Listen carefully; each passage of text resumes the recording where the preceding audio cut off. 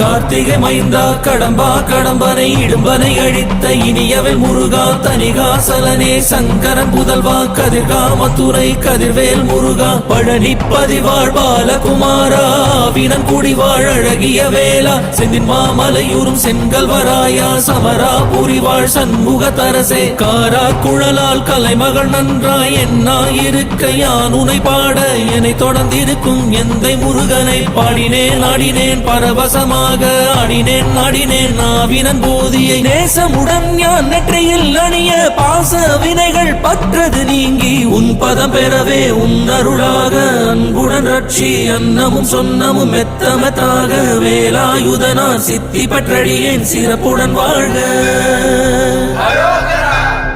ஓம் சரவண பவாய நமஹ. ఓం శరవణ భవాయ నమః.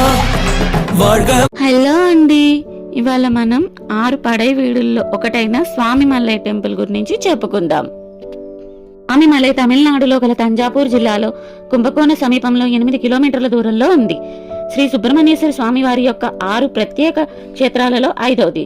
ఇక్కడ ప్రణవ రహస్యం పరమేశ్వరునికి చెప్పాడు సుబ్రహ్మణ్యుడు.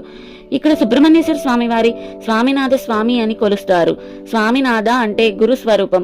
అసలు స్వామి అనే మాట అమరకోశ ప్రకారం ఒక సుబ్రహ్మణ్యుడిదే.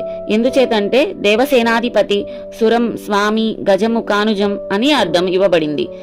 తరువాత స్వామి అనే పేరు వేరు వేరు స్వరూపాలలో కూడా తీసుకున్న అన్ని సుబ్రహ్మణ్య స్వరూపాలేనని అనుకోవాలి.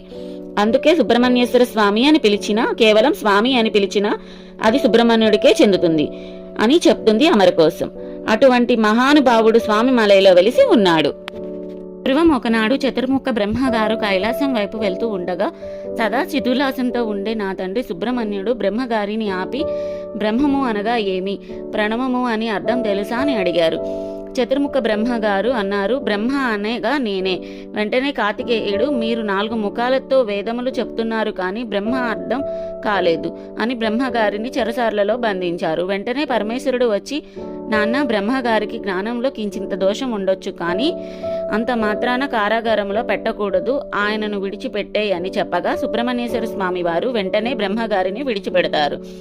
అంతేకాక సుబ్రహ్మణ్యేశ్వరుడు శంకరుడితో అంటారు, నేను ఎంత మీ కుమారుడినైనా బ్రహ్మగారిని అలా అవమానించకూడదు అని దీనికి ప్రాయశ్చిత్తంగా సర్పరూపం దాల్చి భూలోకంలో వచ్చి ఉన్నారు. అలా ఉండగా పిల్లలు అందరూ వచ్చి రాళ్లతో కొడుతూ ఉంటే పార్వతీదేవికి ఈ విషయం తెలిసి షష్ఠీ వ్రతం చేయించింది. దానితో ఆయన పాపం తొలగి పూర్తి తేజోవంతుడైన సుబ్రహ్మణ్యేశ్వర స్వామి రూపం వచ్చిందని అంటారు పెద్దలు.